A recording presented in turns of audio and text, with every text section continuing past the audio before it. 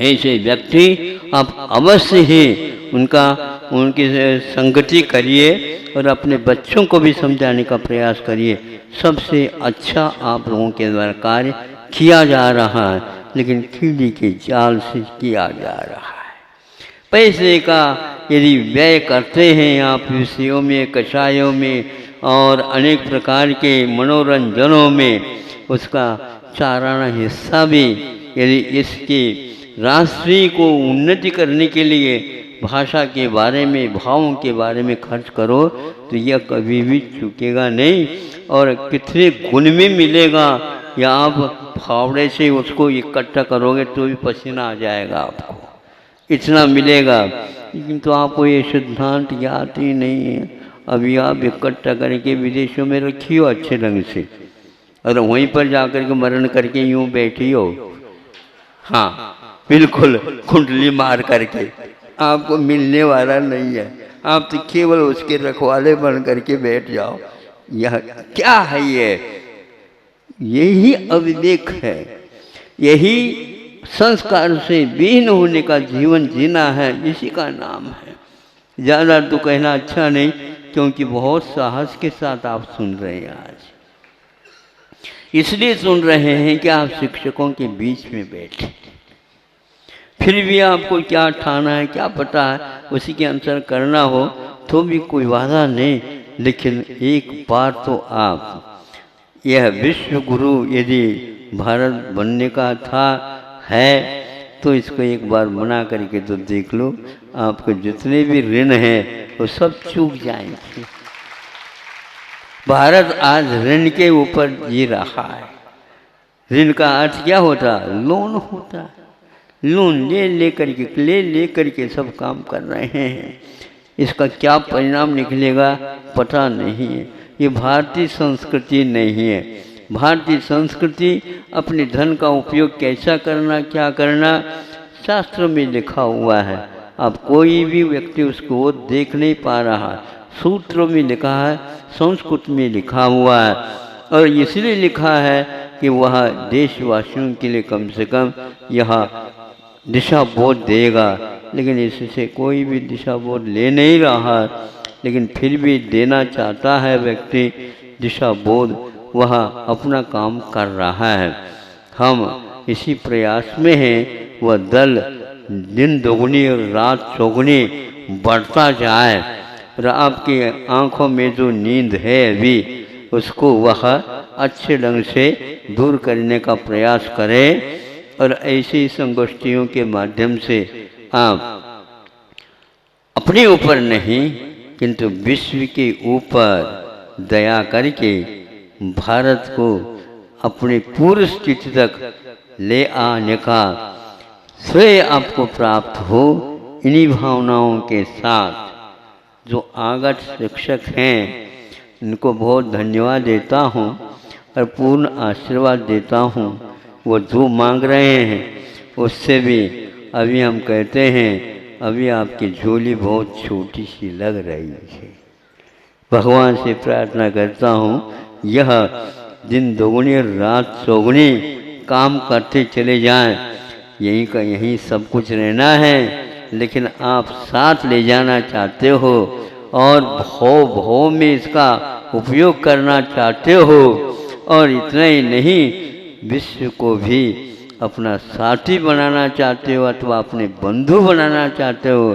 भारत में तो ऐसे वाक्य हैं कि जैसे कहा ना, भारतो प्रतिभारत है, इसी प्रकार वसुधैव कुटुंबकम। साधु सन्यासी के लिए कुटुंब क्या है? वसुधा ही है, धरती है पूरी पूरी, लोक ही है, विश्व भी है।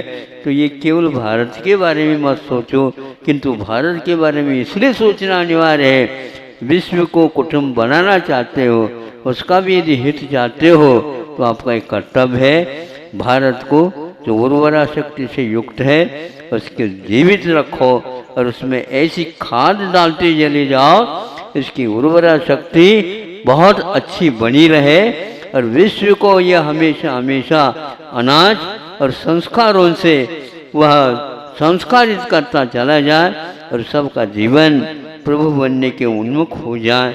इन्हीं भावनाओं के साथ अहिंसा परमो धर्म की जय।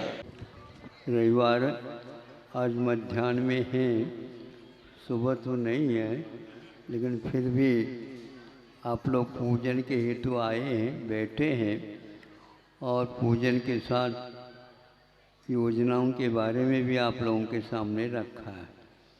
हम इतना ही अभी बताना चाहते हैं कि आज का ज़माना है, घर में जितने भी सदस्य हैं वो धीरे धीरे कम होते जा रहे हैं।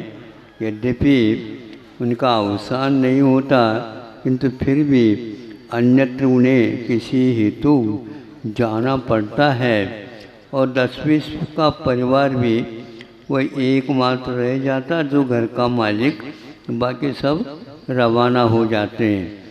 हंसना भी नहीं और रोना भी नहीं। हाँ, और चूँकि हंसने और रोने की बात हम कह रहे हैं कि रोबोट खरीदते हैं, वो लाला जी या कोई भी घर का काम करना है, करवाना है, उसके द्वारा सब कुछ करवा दिया, किंतु एक बात है, उसको याद आ गया अपने कोई संबंधी का, तो याद आते ही आँखों में उसके पानी आ गया, नहीं समझे, और दोनों आँखों में से पानी आने लगा और सामने रोबोट तो है, उसके आँखों में पानी नहीं आया। अब बताओ आप, पैसा कम की दिया था क्या? हाँ मूल्य तो जितना देना था उतना देना था, और उन्होंने कहा था घर के जितने भी काम हैं वो सारे के सारे काम यह आप करवा दो, ये कर देगा। किंतु जब ये रोने लगा तो इसके साथ देने के लिए वो रोबोट तैयार नहीं हुआ। तो आप जहाँ से खरीद ली आई है उनको पूछ लो, भैया ये काम तो करता नहीं, अधूरा काम करता है। अब किसको पूछे हैं? जिस दुकान से ले आए उस दुकान से वालों को पूछा। इस ढंग से पूरे पूछते पूछते वो सब लोग विज्ञान के पास पहुँचे। सुन रहा है? सुनो, अब आपको उत्तर देना पड़ेगा। वैज्ञानिक ने कहा ये फीडिंग हमने इसमें नहीं करवाई, मतलब नहीं तो ये रो भी लेगा। तोड़ से रोना अलग वस्तु, आँखों में पानी आना अलग वस्तु। आप ही सही बताओ, जल्दी जल्दी में आँखों में पानी लाते हो? जब तक संवेदन नहीं होगा तब तक बोलो आँखों में पानी।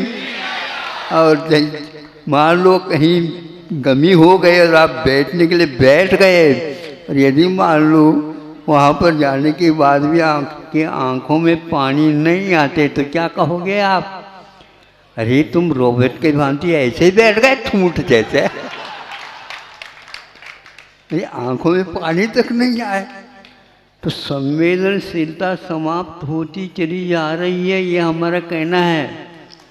आपका लड़का, आपकी बेटी और आपके सारे पत्नी, आपके सारे संबंधी सब जो है अपने अपने काम में व्यस्त हो गए। आप क्या सोच रहे हो? वो कहते हैं हम रोबोट के द्वारा सब काम करवा देंगे।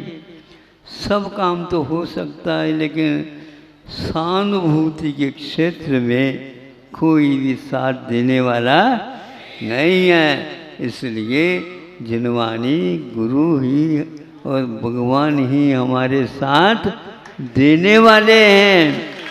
सबको बता देना इतना ही, हमारे ज़्यादा तो प्रवचन नहीं है। उस वैज्ञानिकों को पूछ लेना अब क्या फीडिंग करना शेष रह गया। अहिंसा परमो धर्म की। अच्छा, गन्ने से परिचित होंगे, जो कि विश्वनाथ भगवान ने सर्वप्रथम 1 वर्ष के बाद जब पारना के लिए उतरे तो उस समय सर्वप्रथम इक्षु रस का ही सेवन ग्रहण किया था।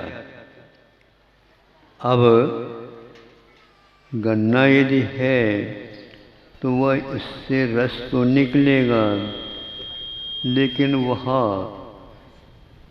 पीने योग्य कब बनता है? पीने योग्य क्या, गन्ना है और मीठा है। मीठा जब है उसमें से रस निकलेगा तो मीठा ही निकलेगा। तो ऐसे यदि समझ है तो गलत है। पहले गन्ना बोया जाता अथवा रोपा जाता है, फिर वह बढ़ना प्रारंभ करता है तो कम से कम भी 4-5 फीट तक हो जाता है। तो उसके जितने भी पोर वगैरह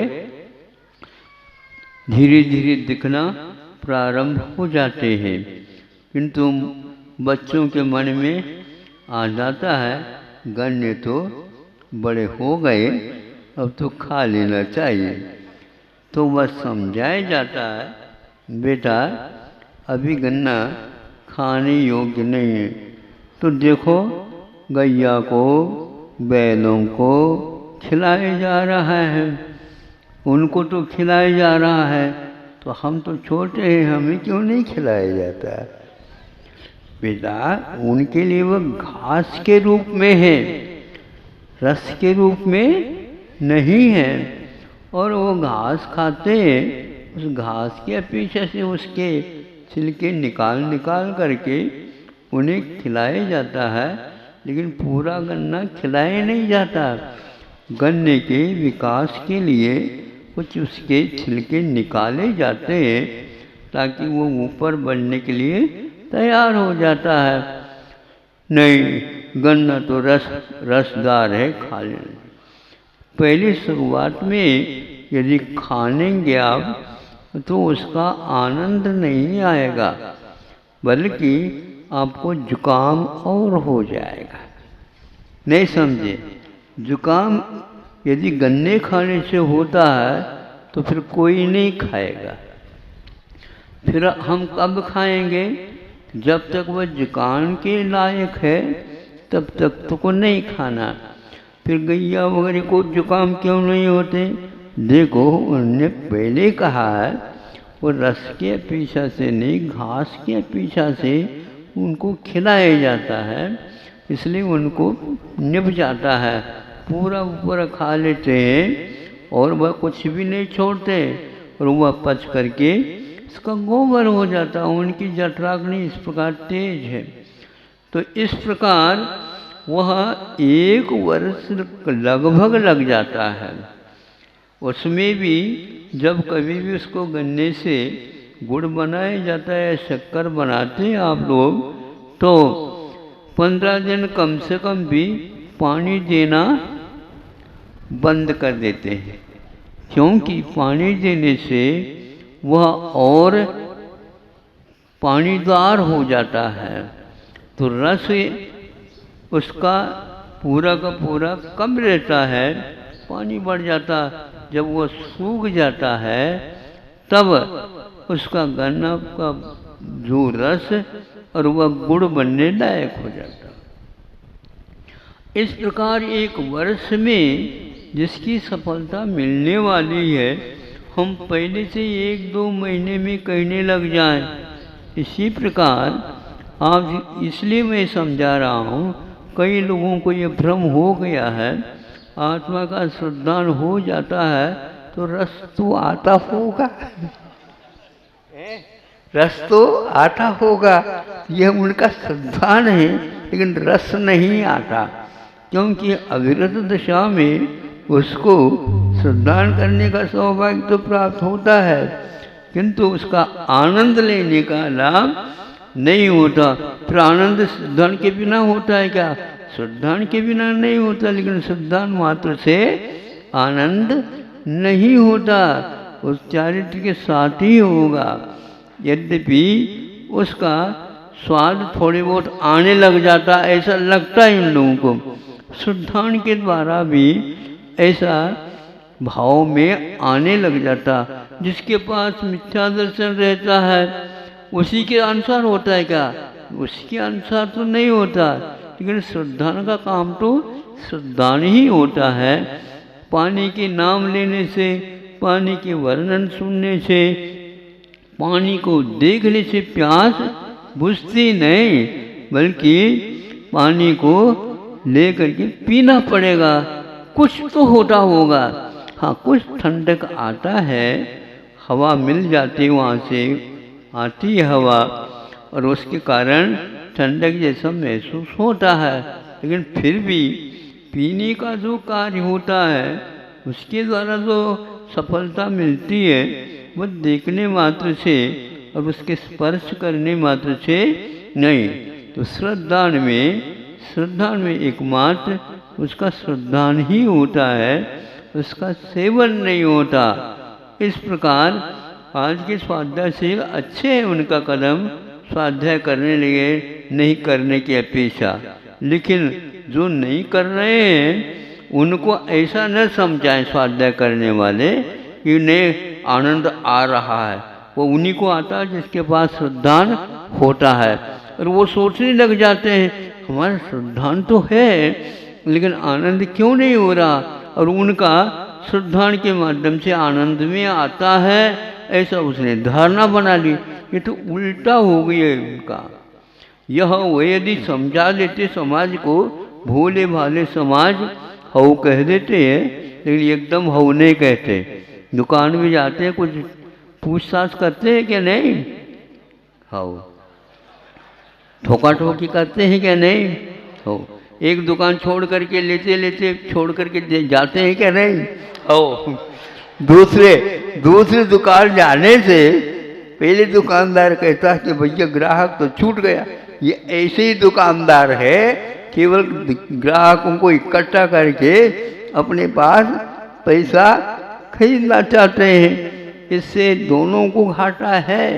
इसलिए आचार्य कहते हैं आप लोगों को तीनों को जब तक नहीं अपनाओगे तब तक आनंद का स्रोत नहीं आता। तो उसके लिए 1 साल आपको गुजारना पड़ेगा। ऐसा नहीं है 1 साल केवल गोरा हो, उसमें आपको रखवाल भी रखना पड़ेगा और कुछ श्रम भी करना पड़ेगा और खाद आदि और डालने पड़ेंगे, प्रकृति का ये योग भी मिलेगा, तब कहीं जा कर के उसमें रस आएगा।